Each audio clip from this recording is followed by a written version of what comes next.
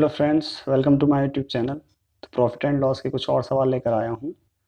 इससे पहले एक वीडियो बनाई है, उसे आप प्लेलिस्ट में जाकर देख लेना। तो कुछ और सवाल कर लेते हैं। जो बच्चे मैथ्स में वीक हैं और शुरू से पढ़ना चाहते हैं उनके लिए वीडियो बहुत हेल्पफुल होने वाली है।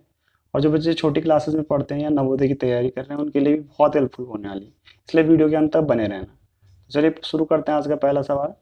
राम ने एक घड़ी रुपये 450 में खरीदी। ठीक है, राम ने एक घड़ी 450 में खरीदी। खरीदना यानी कि कॉस्ट प्राइस यानी क्रय मूल्य। तो सीपी हमारे पास 450, 450 में खरीद ली 450 में। ठीक है, और 500 में बेच दी। बेचना यानी कि सेलिंग प्राइस। ठीक है दोस्तों, खरीदना यानी कि कॉस्ट प्राइस, बेचना यानी कि सेलिंग प्राइस। तो 450 की चीज़ हमने 500 में बेच दी। साफ साफ दिख रहा है कि यहाँ पे हमें 50 का प्रॉफिट हुआ है। हमें लाभ या हानि परसेंट निकालना था। लाभ या हानि, इसमें या तो लाभ हो रहा है या हानि। तो क्रय मूल्य और विक्रय मूल्य को ध्यान से देखने पे हमें पता चला कि हमें इसमें प्रॉफिट हो रहा है। कितने का प्रॉफिट हो रहा है? 50 का। ठीक है, अब हमें इसमें निकालना है प्रॉफिट का परसेंट, क्योंकि हमें लाभ हो रहा है तो लाभ परसेंट निकालेंगे, हानि होती तो हानि परसेंट निकालते। तो प्रॉफिट का परसेंट का जो फॉर्मूला होता है, profit upon CP into 100। Profit upon CP into 100। ये पहले मैं फॉर्मूला बता रहा हूँ, फिर शॉर्ट कर बताऊंगा। ठीक है दोस्तों, तो प्रॉफिट है हमारे पास 50, है ना, प्रॉफिट 50। सीपी है हमारे पास 450, 450 और इंटू 100। जीरो से जीरो यहाँ पे कैंसिल आउट। 5 से हम 9 टाइम्स काट देंगे 45 को, तो ऊपर बच रहा है 100 और नीचे बच रहा है 9। तो 100 अपॉन 9। अब इसको आप अगर 9 से डिवाइड करोगे तो ये आएगा 11 एंड 1/9, यानी कि 11.1/9, 11 सहित 1/9, यानी ऑप्शन 1 आपका बिल्कुल सही है। चलिए चलते हैं आपके दूसरे सवाल की तरफ। तो ये रहा आपका दूसरा सवाल। एक दुकानदार ने एक वस्तु 500 में खरीदी, यानी कि सीपी हो गया 500। सीपी कितना हो गया? 500। और 450 में बेस हो गया आपके पास 450।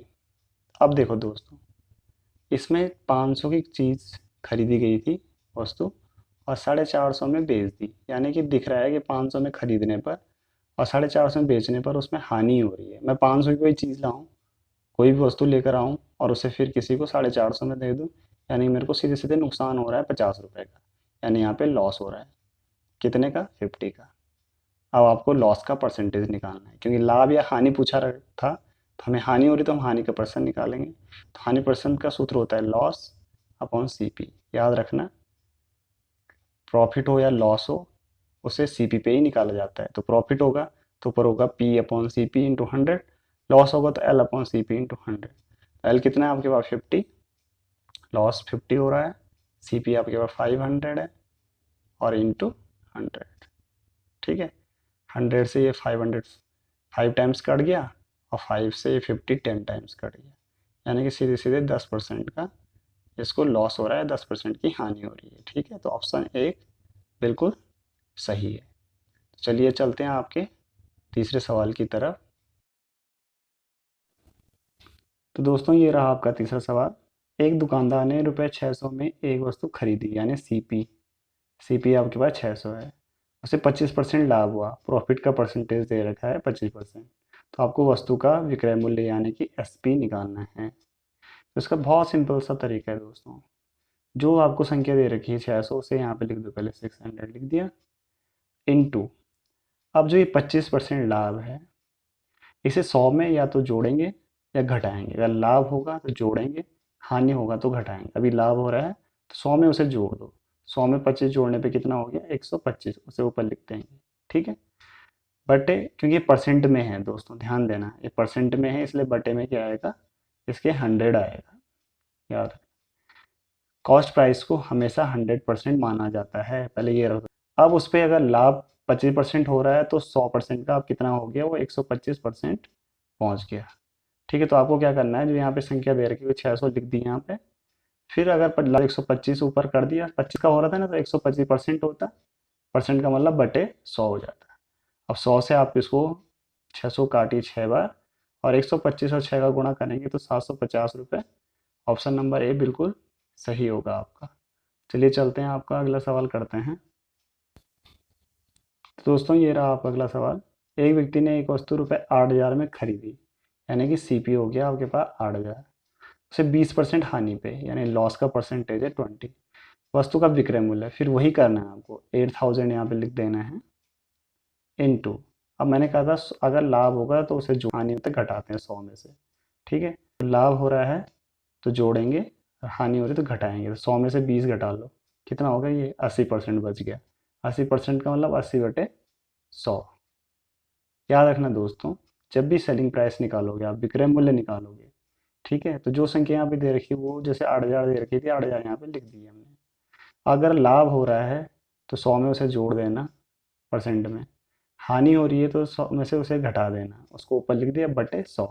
बस आप इसे गुणा कर लीजिए, काट लीजिए, अगर जीरो कट रही है, जीरो जीरो, 80 गुणा 80 ये 6400। मैं ऑप्शन देने इसके भूल गया था, लेकिन 6400 इसका आंसर बिल्कुल सही है। ठीक है दोस्तों, चलते हैं आगे अगले सवाल की तरफ आपके। दोस्तों ये रहा आपका अगला सवाल। एक व्यक्ति ने एक साइकिल रुपये 1500 में 20% लाभ पर बेची, यानी इस समय आपके पास सेलिंग प्राइस है कितना है 1500, लाभ कितना हुआ 20%। अब दोस्तों यहाँ पे ध्यान देना, यहाँ पे क्या कर रखा है, यहाँ पे वस्तु का क्रय मूल्य पूछा गया है, सीपी पूछा गया। अब तक हम एसपी निकाल रहे थे, वही है करना, तरीका सेम वही है, पर आप करोगे क्या, देखो जो यहाँ पे संख्या दे रखी है 1500, यहाँ पे लिख दो उसे, 1500 लिख दिया, ठीक, गुणा। अब आपको 20% का लाभ हो रहा है तो 100 में 20 जुड़ेगा, लेकिन ये जुड़ेगा कहाँ, ऊपर नहीं जुड़ेगा। जैसे हम अब तक ऊपर लिख रहे थे ना 100 में 20 जोड़कर, तो अब जब हमें कॉस्ट प्राइस निकालनी होती है तो ये 20 जो जोड़ना या घटाना होता है, इसको नीचे करते हैं और 100 ऊपर चला जाता है उल्टा, क्योंकि जो क्रय मूल्य है वो पीछे का मूल्य पूछा जा रहा है, पीछे का यानी कि पुराना मूल्य, और जो विक्रय मूल्य होता है आगे फॉरवर्ड करके पूछा जा रहा है। तो आगे फॉरवर्ड करने मतलब ऊपर जोड़ना घटाना, पीछे फॉरवर्ड बैकवर्ड करने का मतलब उसका मतलब नीचे जोड़ना घटाना, याद रखना। तो यहाँ पे 1500 है तो 20% का लाभ हो रहा है, यानी कि यहाँ पे 120 होगा, पर वो नीचे लिखेंगे ऊपर नहीं लिखेंगे, ठीक है, और 100 ऊपर आ जाएगा, ऐसे उल्टा कर देते हैं, ठीक है। तो बस 0 से 0 काट लो, 2 से काट लो इसे 5 बार, 2 से 6 बार, 6 से ये 1500 कटेगा 250 बार, और 250 का गुणा अगर 5 के साथ करेंगे तो 25 पंजे 125, यानी 1250। इसका बिल्कुल सही आंसर है ऑप्शन ए, बिल्कुल सही है। चलिए चलते हैं आपके अगले सवाल की तरफ।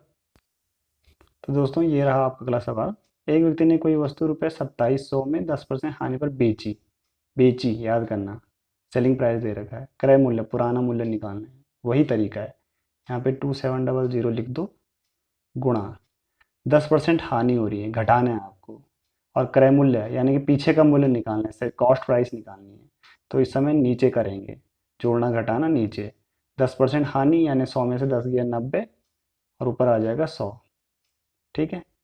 0 से 0 कैंसिल आउट, 9 से 270 कट जाएगा 30 बार, 30 से गुणा आप 100 के साथ करोगे तो 3000, इसका आंसर आ जाएगा ऑप्शन बी, बिल्कुल सही है। तो दोस्तों ये वीडियो आपको कैसी लगी है, अगर अच्छी लगी है प्लीज़ वीडियो को लाइक करें, शेयर करें, चैनल को सब्सक्राइब जरूर कर लें, और बेल आइकन को ज़रूर दबाएं, ताकि आने वाली वीडियो का नोटिफिकेशन आपको पहले से ही प्राप्त हो सके। आज के लिए इतना ही, धन्यवाद। ये पार्ट 3 पार्ट 4 चलता है, प्रॉफिट एंड लॉस।